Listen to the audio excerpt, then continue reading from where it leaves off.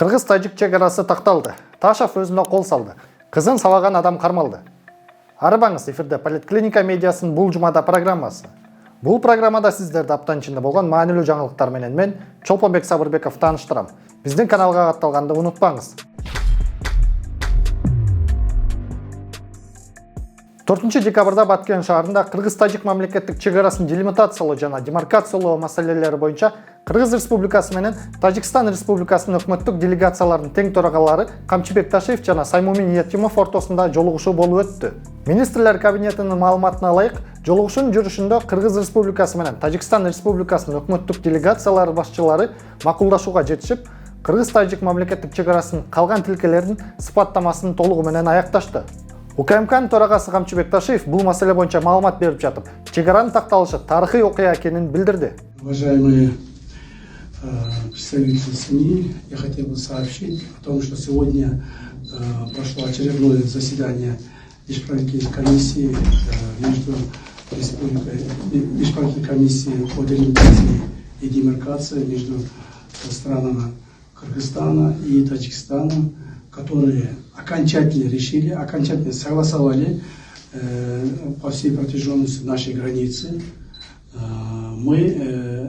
Я могу всей ответственности заявить о том, что сегодня завершен исторический момент согласования границы. Кыргыз-тажик мамлекеттик чегарасын делимитациялоо жана демаркациялоо маселелери боюнча Кыргыз Республикасы менен Тажикстан Республикасынын өкмөттүк делегацияларынын жумушчу топторуна Кыргыз-тажик мамлекеттик чегарасын делимитациялоо боюнча жыйынтыктоочу документтерди даярдоо боюнча тапшырмаларды беришти.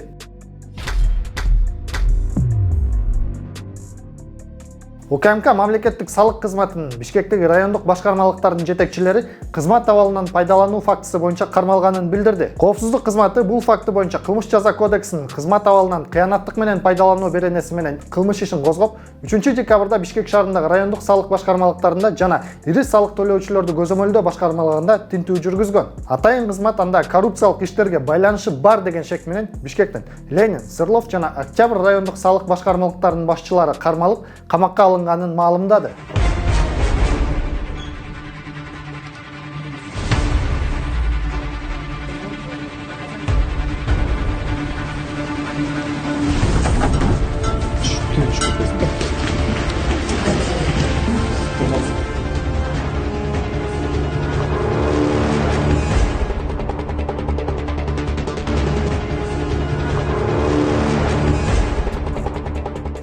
Ал эми жогорку кеңеште Камчыбек Ташиев коррупциялык иштерге байланыштуу мамлекеттик салык кызматынын дагы башка кызматкерлери кармалышы мүмкүн экенин билдирди. Вот буквально вчера мы 2 дня назад задержали руководителей налоговых инспекций столицы, 4 людей. Так, они нанесли бюджету приблизительно по нашим подсчетам около 3,2 миллиарда сомов. В то же время мы сейчас требуем от наших ушул убакта биздин жанагы жөнөкөй жарандарыбыздан жана азыр базарларда отурган жарандарыбыздан налог төлөө, салык төлөө деп алып кыйнап атабыз, туурабы? Этинен деп туруп. Именно ушу этиненди жашырышып, этинен боюнча коррупциялык схема түзүшүп, налоговиктер өздөрү. Так, 3,2 миллиард бул азыр башталышы гана. Возможно, сейчас вот это расследование как раз идет, возможно, мы сегодня, завтра будем задерживать еще более других начальников сверху. Это может быть дойти до каких-то руководителей. Бул билдирүүдөн кийин мамлекеттик салык кызматынын бир орун басары камакка алынганы, дагы бир орун басары УКМКга суракка чакырылганы маалым болду. Имамидин Ташевдин абактагы мөөнөтү узартылып, ал өзүнө кол салды. 6 декабрда Бишкектин 1 май райондук соту ишкер Имамидин Ташевди камактагы мөөнөтүн 8 февралга чейин узартты. Сот залында Ташев өзүнө кол салып, мойнун тилип жиберди. Видеого ылайык, ал өзүнө белгисиз нерсе менен кол салып, кан тамырларын кескенге аракет кылган. Жыйынтыгында Имамидин Ташев тез жардам менен Борбор калаанын 4-ооруканасына жеткирилип, бир аздан соң кайра убактылуу кармоочу жайга киргизилген. Атайын кызмат Ташевди быйыл 22 апрелде кармаган. Ага кылмыш жаза кодексинин бийликти күч менен басып алуу беренеси менен айып коюлган.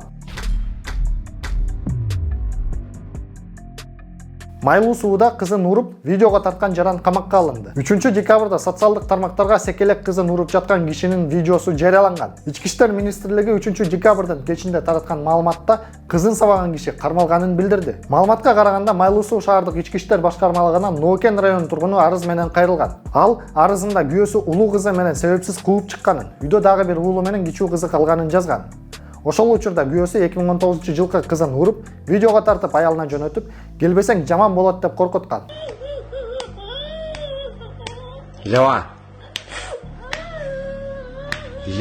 иласаң урам. Факты боюнча 27 ноябрда тергөөгө чейинки текшерүү иштери башталган. Ушул эле күнү башкы прокуратура Сузак районунун Октябрь айылындагы Кенжетай бакчасынын кызматкери балдарды сабаган окуя боюнча кылмыш ишин козгоду. Бала бакчанын кызматкерлери балдарга ырайымсыз мамиле жасап, ата-энелердин бир нече жолку кайрылуусун четке кагып келгени аныкталды. Окуянын видеосу интернетке 2-декабрда тараган. Андан бакчанын Кенже тобунда тамак жебей ыйлап жаткан балага кол көтөрүп, жаакка чапканын көрүүгө болот.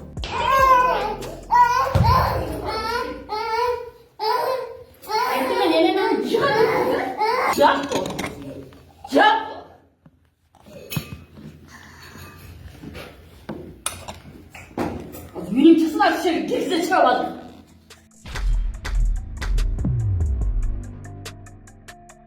Жогорку кеңештин төрагасы Нурланбек Шакиев жаңы мамлекеттик гимн келерки жылдын апрелине чейин кабыл алынышы керектигин билдирди. Бул тууралуу 3-декабрда Шакиев кеңешме өткөрүп, ага мамлекеттик катчы Сүйүнбек Касманбетов, Жогорку кеңештин социалдык саясат боюнча комитетинин төрайымы Венера Райымбачаева, Маданият, маалымат, спорт жана жаштар саясаты министри Алтынбек Максутов жана мамлекеттик тил жана саясаты боюнча улуттук комиссиянын төрагасы Мелис Мураталиев катышты. Жыйында Шакиев гимнди өзгөртүү ишине коомчулуктун катышканы маанилүү экенин, жаңы символ кабыл алынганга чейин анын долбоору кеңири талкууланып, сынактар өтүшү керектигин белгиледи. Төрага азыркы гимндин кайрмасы Кыргыз СССРдин гимни окшош жана анын сөзүнүн 3-жак менен жазылып калганы боюнча коомчулукта пикирлер айтылып жатканын мисал келтирди.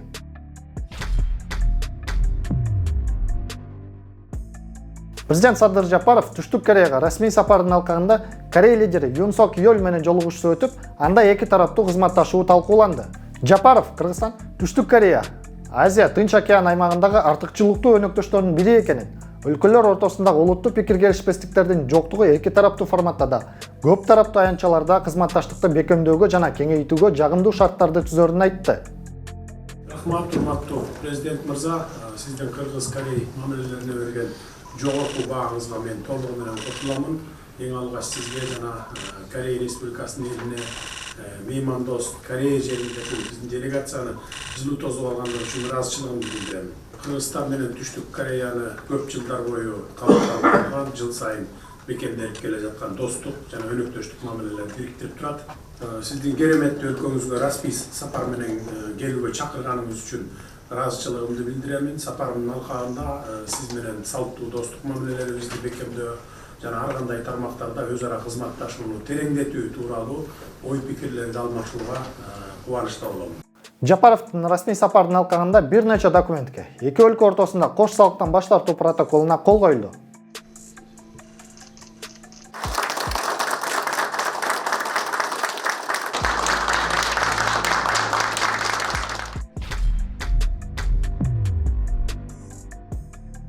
Жогорку кеңеш 5-декабрдагы жыйынында эмгек, социалдык камсыздоо жана миграция министри кызматына Равшанбек Сабировду дайындоого макулдугун берди. Президенттин жана министрлер кабинетинин жогорку кеңештеги туруктуу өкүлү Алмазбек Абытов министр кызматына талапкер тууралуу маалымат берип, президенттин сунуштамасы менен тааныштырды. Талкуунун жыйынтыгында жогорку кеңеш Равшанбек Сабировду эмгек, социалдык камсыздоо жана миграция министри кызматына дайындоого макулдук берди. Макул 77, каршы жок, баары 77, катталды 83. Урматтуу депутаттар, президенттин сунушуна макулдук берилди. Равшан мырза, сиздин ишиңизге ийгилик каалайбыз. Президенттин, парламенттин, элдин ишеничин актап, кыргыз элине, кыргыз мамлекетине ак кызмат өтөт деп ишенебиз. Келиңиз борбордук трибунага. Рахмат. Урматтуу депутаттар, урматтуу төрага, сиздерге ишеним көргөзгөнүздөргө абдан чоң рахмат айтып ыраазычылык билдирем. Кудай буйруса, бүгүнкү замандын талабына жараша ушул министрликтин бардык жактан өнүгүп, өсүп, Кудай буйруса мамлекетке, элге, журтка кызмат кыла тургандай деңгээлде иштеп берүүгө сиздердин астыңыздарда убада беремин. Чоң рахмат. Равшанбек Сабиров Жогорку Кеңештин экс-депутаты, инвестициялар боюнча улуттук агенттиктин экс-директору. Эмгек, социалдык камсыздоо жана миграция министри Жылдыз Болотова башка ишке өткөндүгүнө байланыштуу ээлеген кызмат ордунан бошотулган. Биз сиздерди апта ичинде болгон маанилүү жаңылыктар менен тааныштырдык. Так маалыматтарды алып туруу үчүн биздин каналга катталганды унутпаңыздар. Эгер биздин контент жакса, бизге колдоо көргөзсөңүз болот. Ал үчүн бул QR код аркылуу же астыдагы шилтеме менен колдой аласыз. Кийинки аптадан амандашканча сак саламат туруңуздар.